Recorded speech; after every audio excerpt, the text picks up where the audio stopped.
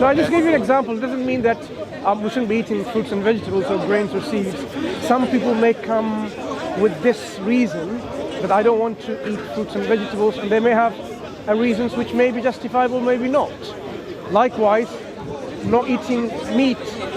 Some people may say I don't like eating meat, so I disagree with any ideology or belief system which says you can eat meat, but it may be justifiable, it may not be justifiable, this reason. So this is just one example. I mean, what other reasons, that has made you not look into or subscribe to Islam? Another reason,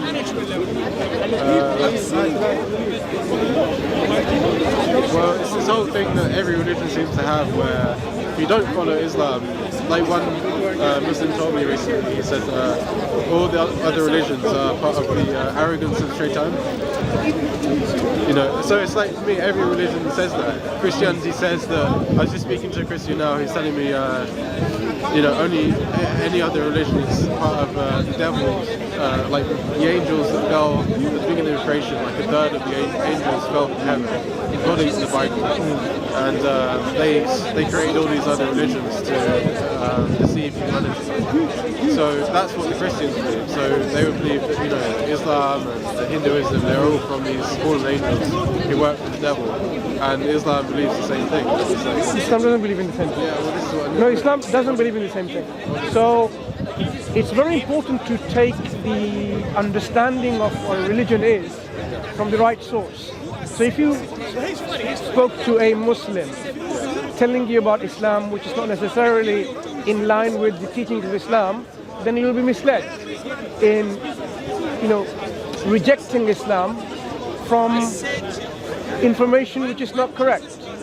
So when we are going to reject something, we have to make sure that we have informed decision. Informed decision means we have checked the sources properly, where the religion or the teaching comes from, and then we disagree with it, for example, because the rejection has to be based on an informed choice. You can't just reject something without knowing anything about it. So what other people say about Islam, what Muslims say about Islam is not necessarily what Islam says about itself. Islam has its sources. Do you know what sources Islam is based on? You mentioned one. You mentioned the Quran, and you mentioned now the Hadith. And Hadith has to be authentic and sound. So you can't just mention any Hadith, because Muslims will say we only accept authentic reports. Hadith are statements and reports and approvals of the prophets in his actions or deeds and so on. These are his teachings. So it has to be from an authentic, reliable source. If, going back to the first example, maybe we can work through them. Do you know what Islam says about taking away life, any life? We don't have permission to take away any life at all. So why does... Right. So when the court system, the judge or the executioner who is working within a judiciary, within a law system, takes away the life of a criminal, it's because they have been assigned for that specific duty by teaching, by the law that Islam provides and regulates. So no one can just go and say, this person that did something, let's go and kill him. You have no right to do that. So they have to undergo a proper judiciary process of trial and see. We'll come to the animals. We'll come to the animals. So they have to then found to be properly, after doing all this due procedure, that they're guilty, and then the punishment that is required from that crime, as already laid from the foundations of Islam, they will be punished accordingly. So if somebody were to kill someone, there are punishment of that criminal. In return, either his or her life is taken away, or they pay compensation to the victim's family, or the victim's family may forgive them if they want to. There are several options. So it is not something that you can take the life of another human being, for example, just like that. That's human beings. What about animals? We are not allowed to take life of any animal just like that. If we are going to consume animal products, and a certain type of them, not all of them, we can't eat everything. There are things that we just totally forbidden. For example, if you want to call them lions and tigers and hyenas and eagles. I mean, there are various types of animals we're not allowed to eat. You know about pork, right? You can't consume pig meat. So Islam restricts and gives you allowance of certain types of food from animal source.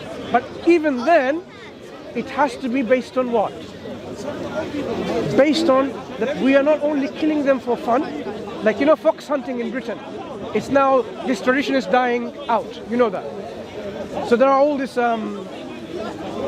dogs that people go along with, and then they hunt foxes or rabbits, whatever, right? And they kill them merely for fun and for trophy. Totally forbidden in Islam, killing any animal like that. So if we were to, want to kill an animal, it has to be based on that a decision that we take the life of the animal in the least painful way, with the permission of God, only for consumption of food. I can never agree with that. Yeah. Because I don't believe that any human being has the right to take the life of an animal. Plants, you say plants, and why not? Like, plant is alive, why can you take the life of a plant? But the thing is, plants, I believe plants are provided by God. So are animals provided by God too? No, because animals... So how do you know animals are not provided by God? How do you arrive at such a conclusion? Animals have very similar features to human beings. Not completely the same, but they have like arms and legs, they breathe, they have a heart, they have eyes, 2 eyes. Plants don't have those features. So what do you say of a tiger or a lion eating a deer? That's part of the way God has arranged the natural order. But we need to understand. I don't believe that we should. When you have in the natural world lions eating deers, for example, or zebras, whatever that might be, did God provide this way for them? He probably has a reason, maybe to keep the population at a certain level so that the ecosystem maintains the balance. Yeah. So now you're saying God may have provided this system already. So it's not intrinsically something that you disagree with. Are you saying we should do the same? No, I'm saying the reason that you have of saying God hasn't provided human beings to consume animal products, yet he has given the same thing to the animal kingdom. Animals killing each other for food. They don't just do that for fun, they eat for food. It's not all animals, they're very, more than 90% of animals, I think, are vegetarian.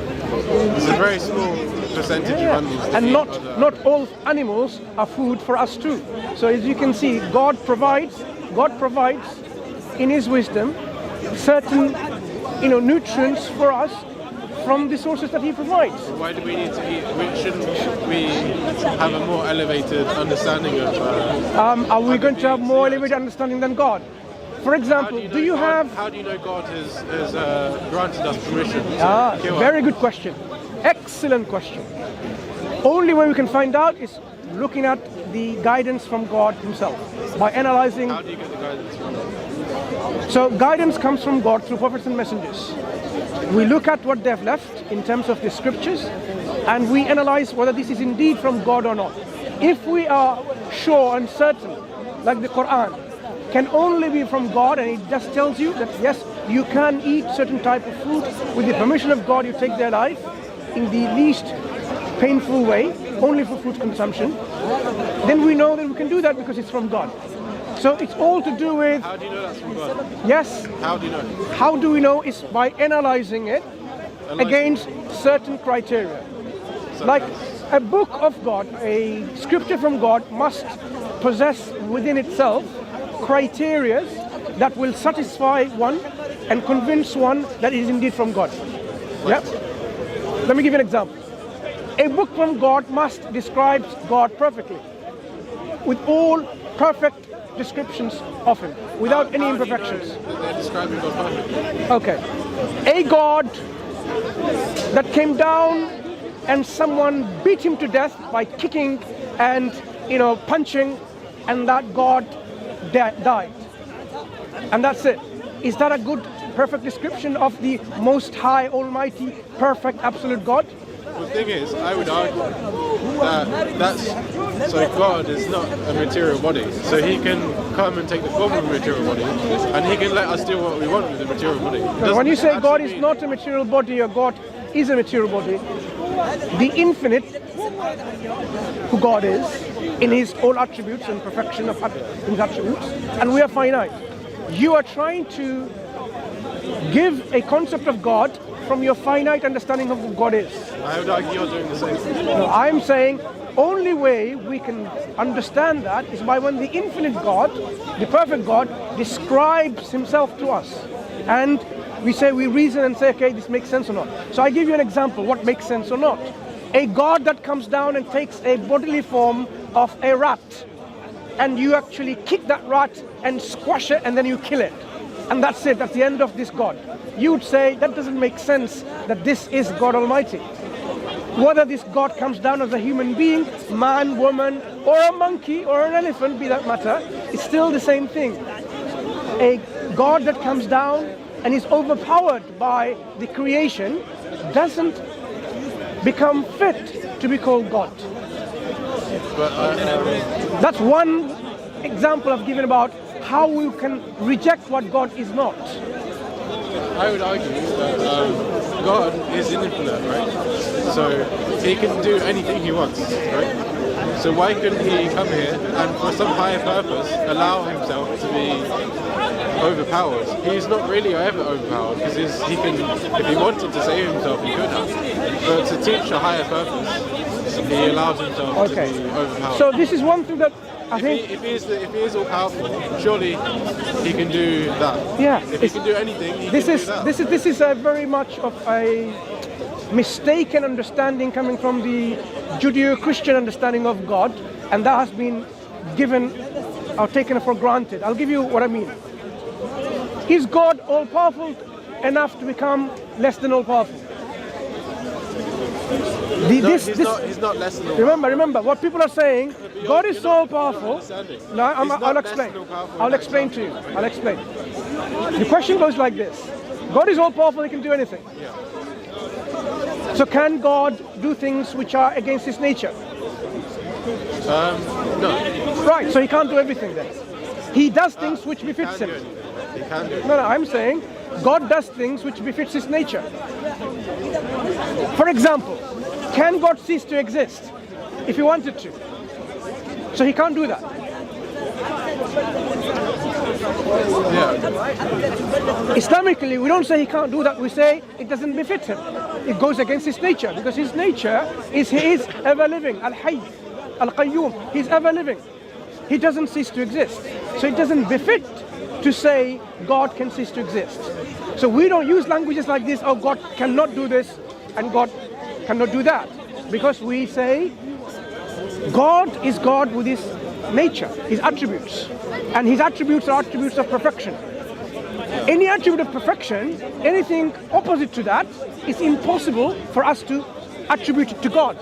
God is all just, so He cannot be less than just. It will be impossible for a concept of God to be given like this. God can be, unjust.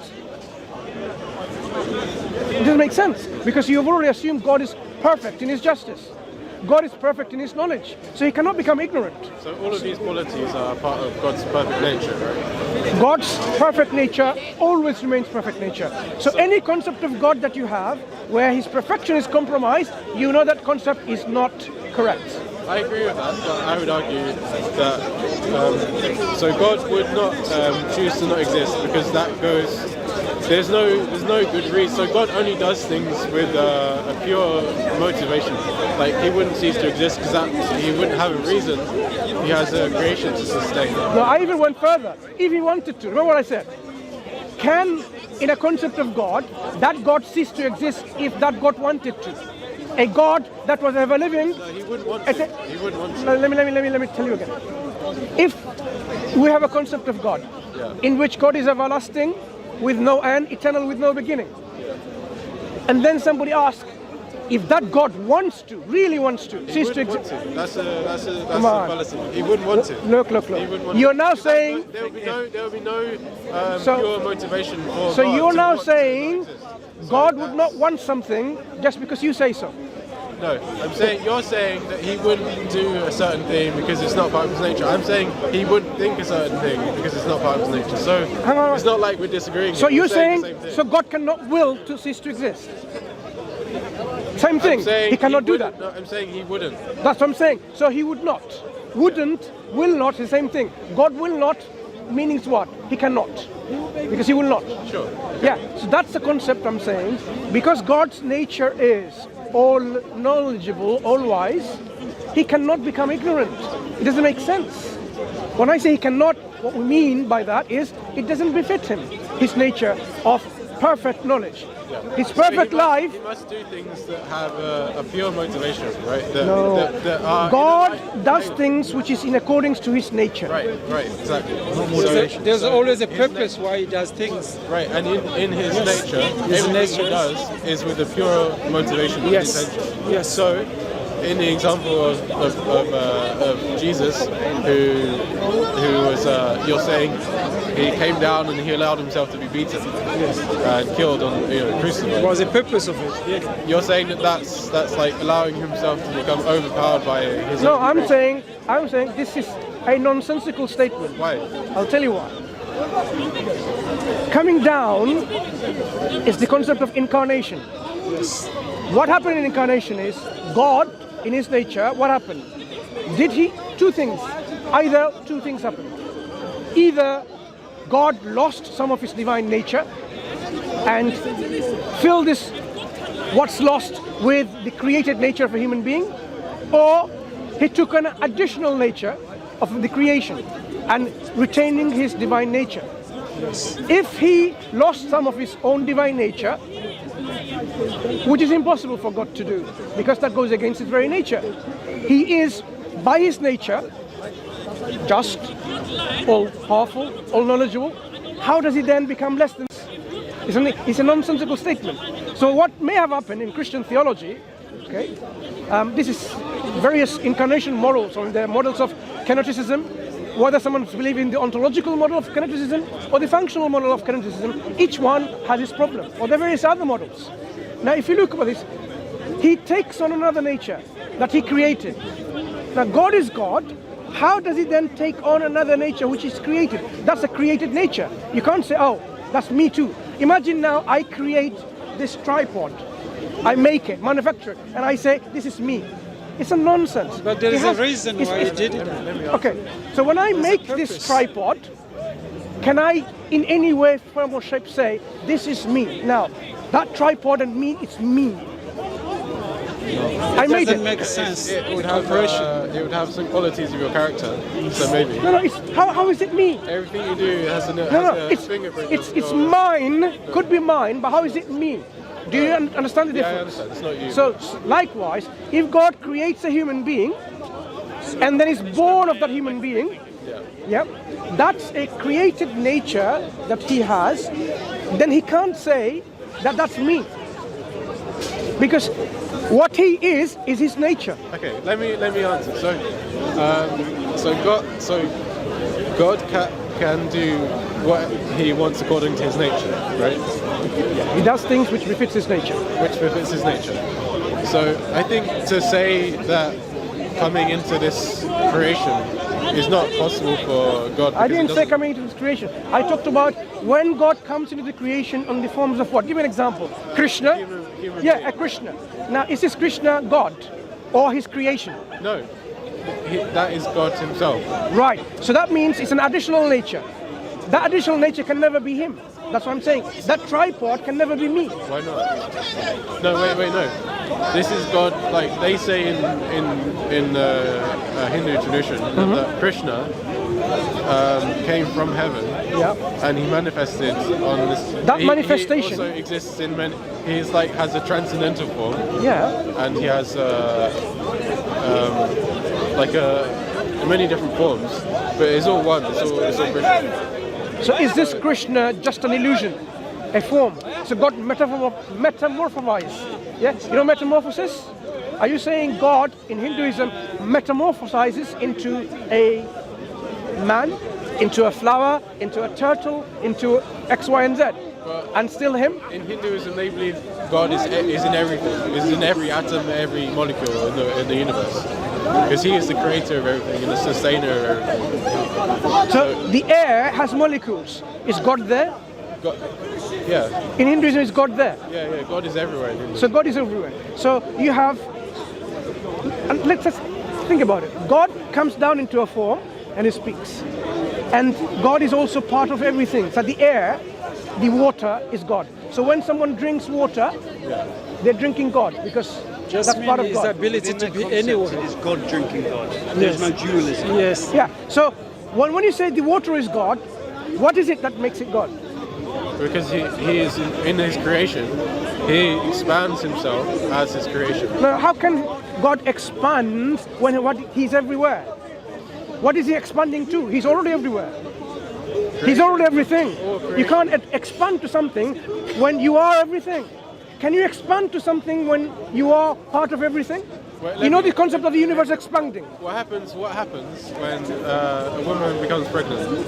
Yeah, what happens? Her stomach expands and then she gives birth. No? So I am saying, creation if is- God is everything, Yeah. you can't expand because you're already there.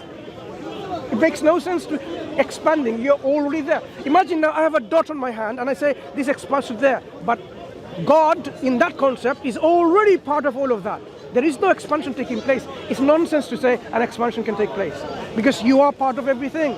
You're part of everywhere. Maybe it's just about this material universe. You know, he expanded himself within this material universe. He exists above the material universe. No, they say you can, But in this so concept, great you cannot have material anything universe as above and expands below. He is everything. Well, makes no sense. This is a lower part. This is a lower universe. So he exists. Ultimately, he exists in the highest. I don't plane of understand what it existence. says. If God is everything, what is high and low? Everything is God in that belief system. There is no such thing as high, left, Yeah, right, you're right, but above, it's- middle. It's just our conditioned nature. We believe that there's a difference, but really there's not. It's just it's more difficult, I think, in the. So this lower- belief is contradictory. If they say God is high up there, it's false. Why? God is not only there, God is everywhere. So the concept of above and beyond is meaningless. So Hinduism, in that concept, doesn't make sense in the concept of God, that God is perfect. Okay. Likewise, Christianity, as I explained, doesn't make sense. So a book from God must be describing God in his perfect nature. Let me ask you: if there's no higher or lower, then what is in Islam? What is the human relationship? We don't believe God is everywhere. So Firstly, what is the human relationship with God? Where is God no. in Islam? Let's tell you. Firstly, we don't believe God is everywhere, everything. God is the creator, and he creates things not within himself. Whatever he creates is external to himself. He creates creation. And what he creates is not part of him either. Okay? So whatever he creates, by definition, that creation is limited, dependent, and finite. That makes sense. Because anything that you bring to existence is limited. It's limited on its very existence on God. It's finite because it's not everywhere. It's not everything. Because God is before that thing was. And that thing that God creates doesn't replace God. So it's finite. And it's dependent on God. Because God brought it into existence. If you have a thing or a being like us here, and you can go backwards now. If there are things which are limited, finite, and independent, then you know ultimately they have to rest on someone or something which is absolute. Not of any limit, not of any dependency, and not of any finite limitations. And that's what we say is the absolute God. He's absolutely perfect. And that absolute perfection can only be one being. There cannot be more than one being of such an absolute nature. Imagine there are two absolute such beings, whether it's in Hinduism or in Christianity, 3 or 360 million. Makes no sense. Why? Because even if there are only two, an absolute being doesn't compromise. They are absolute in their will. They are almighty, supreme, majestic. Imagine now you and I in a car, and I'm absolute in my will. I don't listen to you, you don't listen to me, because I do whatever I know. I do because I know everything, and you do likewise. So on a human level, imagine now I know all the roads. Okay, I'm going to take the car, which has 2 steering wheels and full controls of the car, 2 full controls, left and right. So I'm on one side, you're on the other side. I'm going to take the car to the north, and you say you're going to take the car to the south. Where's the car going to go? Nowhere.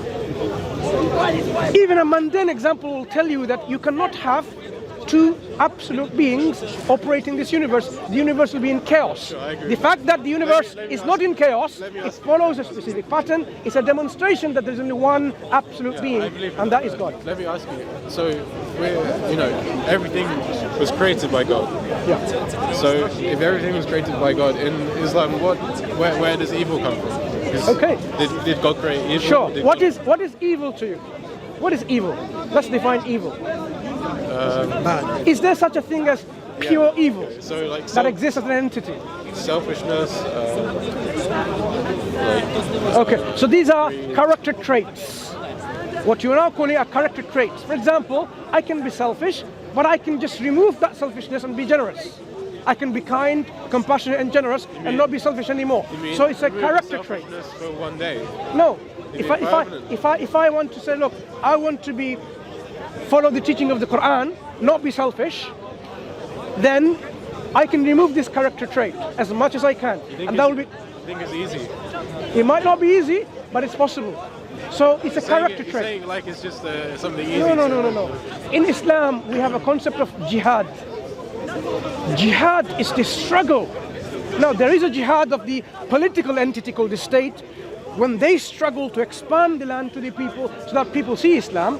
But the jihad that I'm referring to now is a jihad al-nafs. The struggle of your own inner self to constantly and continuously and consistently perfect yourself towards perfection. Not all religions. Some religion is based on greed. Some religion is based on exploitation, like giving interest and exploit the others when you become rich and rich. Not all religions. But when we're talking about these concepts of evil, this is, as you describe, selfishness, hatred, jealousy, envy, greed, this idea of putting down someone. These are all character traits which Islam says no to. Better yourself from all of this. So we can describe them that are evil traits, but that's not pure evil. Like Islam, and I follow the purification of of what it says in the Quran to practice, and it's successful. And another person follows something in Hinduism, which is also has a similar kind of purification, and they're both successful. Why is it exclusive? Why do I have to follow? I'll tell you. A brief description first. We believe God created human beings, all human beings, from the very beginning to the end of the day. God is the creator. When He created human beings, He's the one who left them with guidance too. And that guidance came from Him in the form of pure, sincere, willing submission to Him. In Arabic, it's known as Islam. A state of submission and surrender of your own self to the will of the Creator, how He wants you to live. So first man Adam, the first prophet Noah, and all the subsequent people, they all were required to follow Islam. All the prophets came with Islam. And those who followed those, they were called Muslims. So Jesus is a Muslim in Islamic understanding. So is Moses, so is Noah, so is Adam, so is Abraham, Jacob, Solomon, and so on. What happened as the Creator revealed guidance to them, He also gave guidance in terms of how to purify oneself. That guidance, people who followed them, they were successful ones. So during the time of Moses, whoever believed in those guidance and followed it through, they will be in the company in heaven, in paradise, in eternal bliss. So in line with this, God sent the final message as a culmination, as a completion and perfection of the same message, Islam, through Prophet Muhammad sallallahu alaihi wasallam, with the last book, the guidance, called the Quran. So of course there will be similarities in which you will find the things we mentioned about hatred, greed, jealousy, envy, selfishness, or being selfish. This all we need to abhor and get away with, and inculcate within ourselves good moral values of being kind, being just, being charitable, being passionate to others, being helpful, being supportive. All of these things, these will be common to all the religion that God has sent before, right?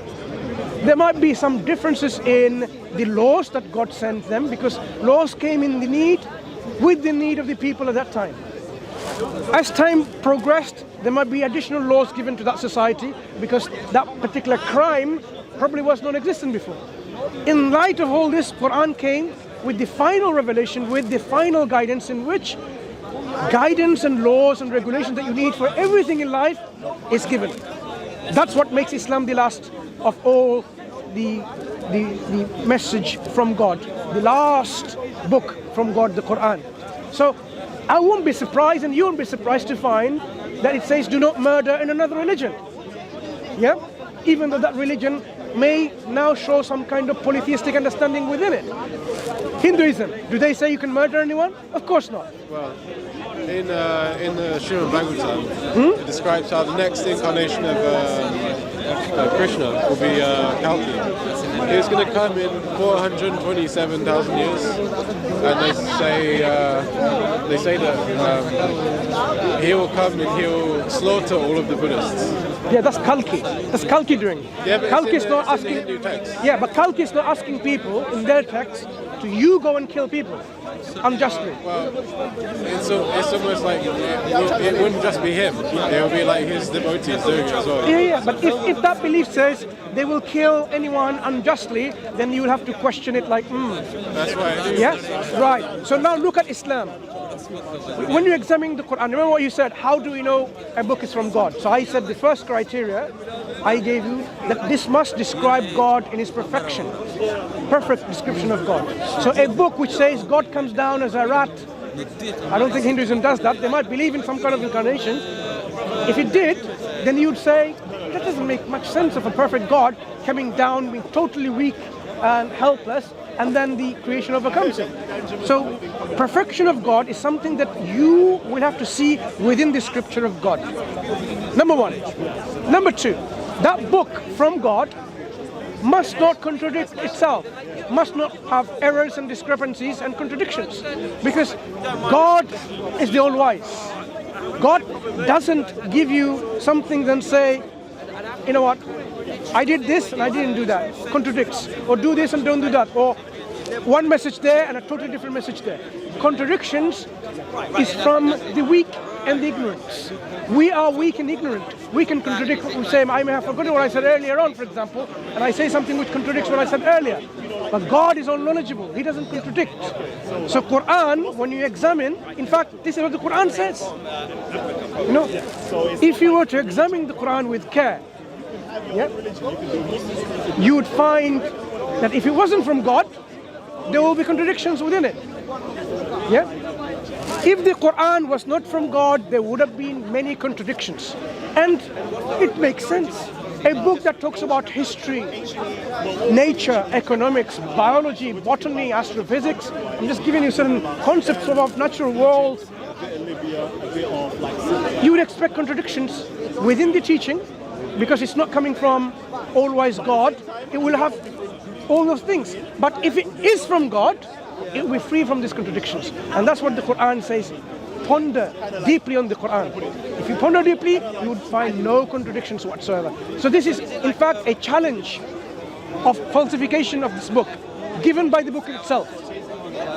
Thirdly, the Quran says a book like this can never be produced by other than God. Whether a whole book like it, or 10 chapters like it, 10 surah like it, or even one surah or one chapter like it. You cannot bring anything like this Quran, even if you were to, human beings and mankind gathered together in unison to do this job, they won't be able to. They will never be able to produce such like the Quran. That is the imitability challenge of the Quran. That's just what it says in the Quran. It doesn't Yes. necessarily mean it's true. Right. So what does people have to do?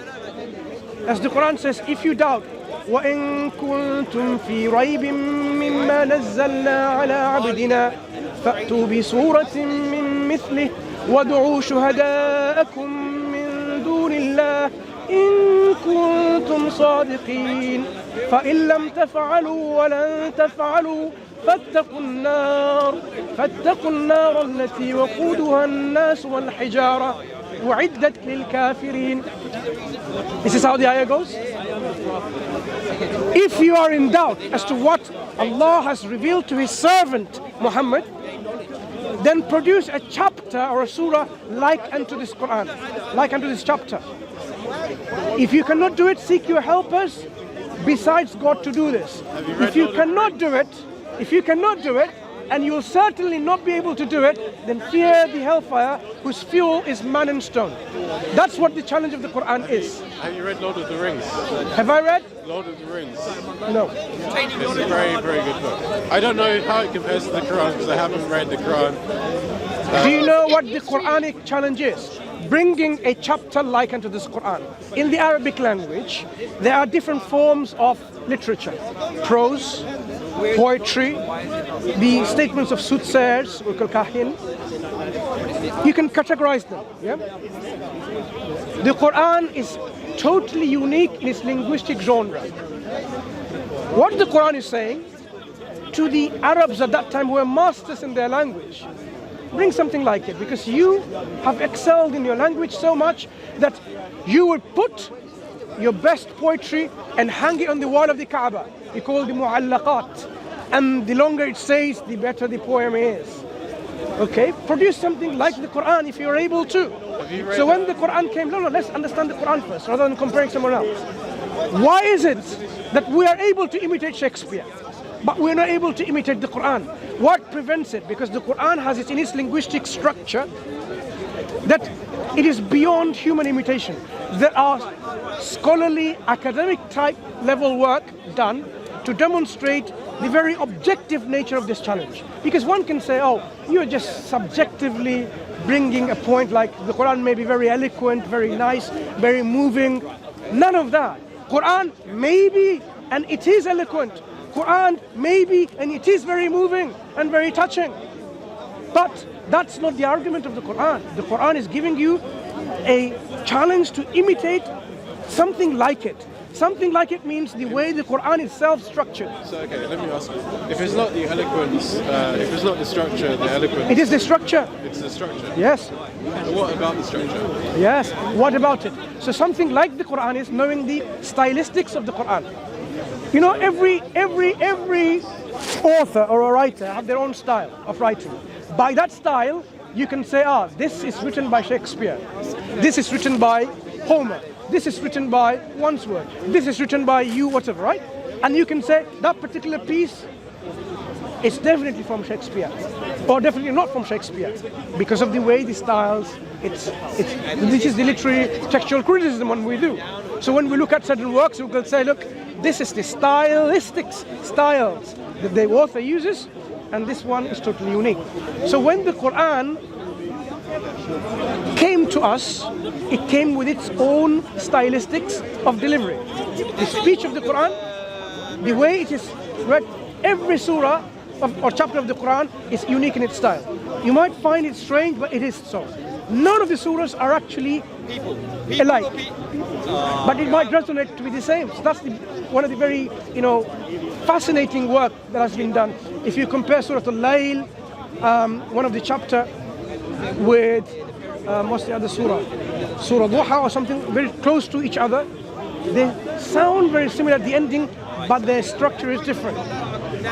The Quran uses the rhetorical features known in Arabic languages such a way that it far exceeds the number of words within any chapter of the Quran. So if you have a chapter which has, say, 19 words, the rhetorical features employed within it will far exceed that number. Now, how do you match something like it is the real challenge. So when the Quran uses something that you would not be able to imagine, for example, I'll give you one example only. The Quran says Maliki Yawmiddin, that God is the king, the owner, the master of the day of judgment. Right? What's so unique about it? When it was revealed and spoken and recited, the Arabs knew within their linguistic repertoire, they had no such a concept of someone can be the master or the owner or the king of time. You can be the king or owner of a house, of a horse, of a sword, of a land, but you can't be owner of a second, of a minute, of a month, of a year, because you can't own time. So they didn't have, just to make this point, they had no such concept that you can own time. So the one when the Quran came saying Maliki Yawmiddin is the owner of a day where there will be judgment. They couldn't imagine anything like it. How do you bring something like that? Because it's not something that in their linguistic repertoire. So are you saying that concept didn't exist? Not in the Arabic corpus. How do you know this person that wrote the Quran? How do you know they didn't get this from India, which did exist? It existed for thousands of years. So let's understand. Let's understand something. He's the what? Controller of time. Yeah. Okay. So in the Arabic corpus, so you're saying now we have documentary evidence that the Hindus passed that information to the Arabic. How do you know it didn't? No. You are now saying, how do you know they didn't have spaceships? No, I'm not saying that. I'm saying they had spaceships. No, you're not. I'm just telling you now, they had spaceships. So now, how would you now refute my point that they did not have spaceships? I'm saying they had spaceships. Well, this is not the point.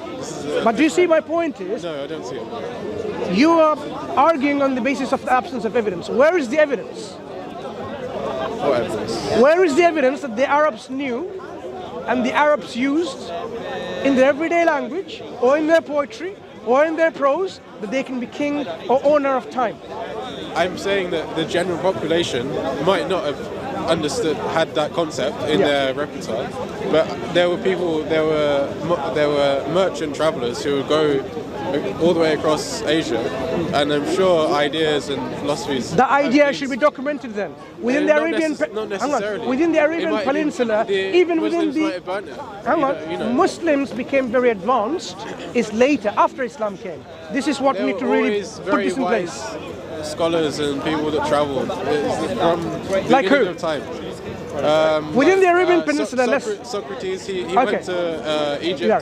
The knowledge of Socrates. The Egyptians were trained in Egypt. The Greeks. Socrates, right? Sorry, the Greeks were trained in Egypt, and they taught others in the Sure. Middle East. So this is like thousands of years before Islam. So it's his teaching, Socrates' teaching in the Arabian Peninsula, they had that teaching. Maybe, that yes. Maybe. No. I'm not interested in maybes. When we examine a claim, we can't just say maybes. Maybe they had spaceships, maybe what they I didn't. can see is it's likely that there was. No, it's not about likelihood. Likelihood they had spaceships. Because how would the Prophet go in space? As a historian, you have to acknowledge that the proximity of certain cultures and ideas. You have to establish the evidence rather than saying There yes. is evidence. There is a lot of So evidence. where is the evidence that Well, I can the explain. Arabic linguistic repertoire had the concepts that they can be king or owner of time? That's all I'm asking. What you need to produce is a linguistic evidence from Arabian Peninsula, from any of the cultures. Okay, let me give you. Arab Let me give you or non-Arabs. Sanskrit, the Sanskrit language. You know, English is based on the Sanskrit language. I don't. Sanskrit comes from India. Yeah, you know that. Sanskrit. From India? Yeah, Sanskrit. Okay, Sanskrit. carry on. So English is based on the alphabet is from Sanskrit. So the English language is one of its roots is Sanskrit. A lot of European. And what is Sanskrit based on? Which language? It's an ancient Indian language. No, Sanskrit is based on what? I don't know. Because the language I speak is based on Sanskrit. And I don't think the Sanskrit English is based on Sanskrit. Maybe some words here and there, but to say the whole of, do you have evidence from the linguistic scholars? The alphabet is definitely, there's definitely a lot of evidence. Do you have, so the scholarly community agrees the English alphabet is based on the Sanskrit alphabet? There's a lot of evidence, yeah, that I found. Okay, interesting. I mean, I can look into it. But what's the relevance? So the relevance is, you're saying the ideas, it's impossible that the ideas wouldn't have spread from India to the Middle East. We need evidence. Where is the evidence? Well, it's in the Quran. You're saying No, that no, there's Look. someone says in the Quran that he can become the Lord of time. I'm saying that's the evidence. Your evidence is, you know what? It's You're trying to likelihood. tell me this is No, it's I'm just giving impossible you. that it came from a human being because they didn't have this idea. No, I'm saying the it existed, structure but it of the wasn't in that Quran. area. The structure of the Quran is not something the Arab, within their customs of the language, can imitate something like that because they won't speak like it. They don't speak like it. For example, if I Doesn't say, matter. It could have been from someone who wasn't from the area. It doesn't necessarily Look, mean look. it's from God. so even the Quran says, you know, the Prophet has learned from someone else. Who? Where is the evidence? Wait, the Quran says... The Quran is in pure Arabic. That's what the Quran says. And what they're alluding to, someone like a Roman, someone who's a Persian, and now saying someone who is Indian. You have to have evidence for it. This is not how, you know, historical criticism work. Where is the evidence that yes, the Prophet ﷺ learned from anyone? Where is the evidence? You have to show the convergence of the information, the transmission of the information, the possibility of the information. Where they knew he was growing with them. For 40 years they knew that he didn't speak a lie. He was called as-Sadiq al-Amin, the trustworthy, the reliable, truthful one. He grew up among them. And then when he came at the age of 40, God made him into a prophet. He went into a Mount Safa. Was that Mount Safa? One of the mountains. And he called people. And when the people came, he says, if I told you there is an army waiting behind the mountain to attack you, would you believe me? Do you know what they said? We would believe you because we have not heard a lie from you ever. We know no lies from you. You're a truthful person. Then when he said, now I am made a prophet of God, worship none but God, then they started rejecting him. So he was already testified by his community that he was a truthful, the reliable, the trustworthy individual. So if they knew him brought like this and you're now saying, oh, he learned from him, they would have found his teacher. When the Quran says no one taught him, this is revelation from God, they would have said, oh, you learned from him, you learned from her, you learned from them, and they would have discredited him. Nothing they could come up with. Okay, it doesn't, even if it was from himself or from God, well, I would say, you know, there's many people who claim to have revelation from God, but... So we need to I'm now not examine the Quran. Many people claim to have revelation from God, and you can examine each one. So you can give me an example and I can examine it. There's thousands, even today there's thousands. No, you can examine as much as you want, but look at the Quran. If you fail to match something like the Quran, if you fail to bring a contradiction within the Quran, then the claim of the Quran still stands. These are, out of many, 2 falsification tests. In science, when we come up with something, we can say, this is how I have conducted the research. You can falsify my research by saying it's not reproducible. Quran has given us, at least in my example, I've given you 2 falsification tests. If you were to meet them, you have falsified the Quran. I've already falsified one about... What have you falsified? About the example of the concept of it being...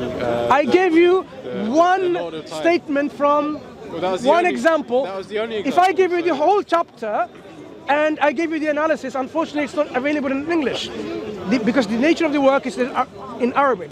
If you were to show this, no. If you were to, look what I'm saying. If you were to take to an Arabic professor who's not a Muslim, so that will be an unbiased criticism, right? Or a critique, a critic will do the critique.